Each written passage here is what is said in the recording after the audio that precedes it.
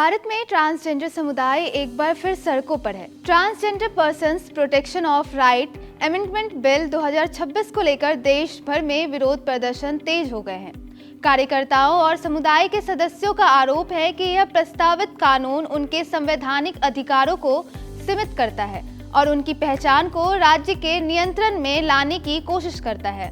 इस बीच देश के कई शहरों में ट्रांसजेंडर समुदाय और उनके समर्थकों ने एकजुट होकर इस विधेयक को वापस लेने की मांग की है। केंद्रीय मंत्री डॉक्टर वीरेंद्र कुमार ने 13 मार्च को लोकसभा में यह संशोधन विधेयक पेश किया था। यह विधेयक मौजूदा transgender persons protection of right amendment bill 2019 में कई महत्वपूर्ण बदलावों का प्रस्ताव करता है।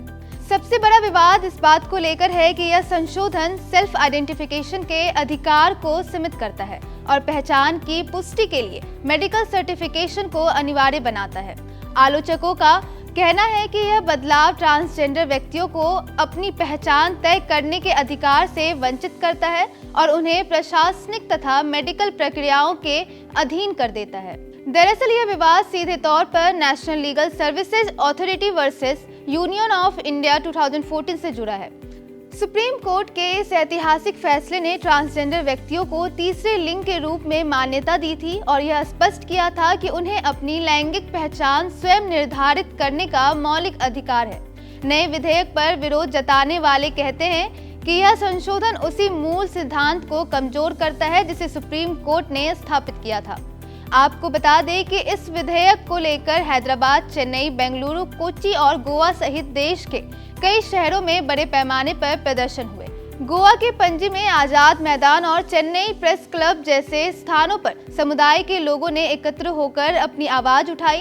पुणे के कई प्रदर्शनकारियों का कहना है कि सरकार ने उनकी चिंताओं को गंभीरता से नहीं लिया। उनका आरोप है कि अधिकारियों ने सुझावों को यह कहकर खारिज कर दिया कि वे विधेयक के दायरे में नहीं आते। वहीं गोवा में प्रदर्शन के दौरान ट्रांस महिला जेना सागर ने कहा कि यह विधेयक मनमाना और अलोकतांत्रिक है। उनके मुताबिक यह बिना पर्याप्त वैज्ञानिक आधार और समुदाय से परामर्श के तैयार किया गया है। चेन्नई में कार्यकर्ता ग्रेस बानू ने आरोप लगाया कि यह संशोधन न सिर्फ संविधान के मौलिक अधिकारों का उल्लंघन करता है बल्कि अंतर्राष्ट्रीय स्वास्थ्य मानकों के भी खिलाफ है।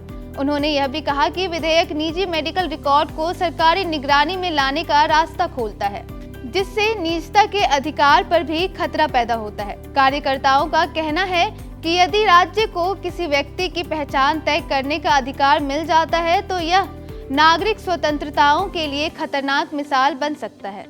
हालांकि सरकार की ओर से अभी तक इस विधेयक पर विस्तृत प्रतिक्रिया नहीं आई है, लेकिन इसे सुधारात्मक कदम बताया जा रहा है। इस खबर पर फिलहाल इतना ही। बाकी तमाम खबरों को जानने के लिए देखते रहिए India.com।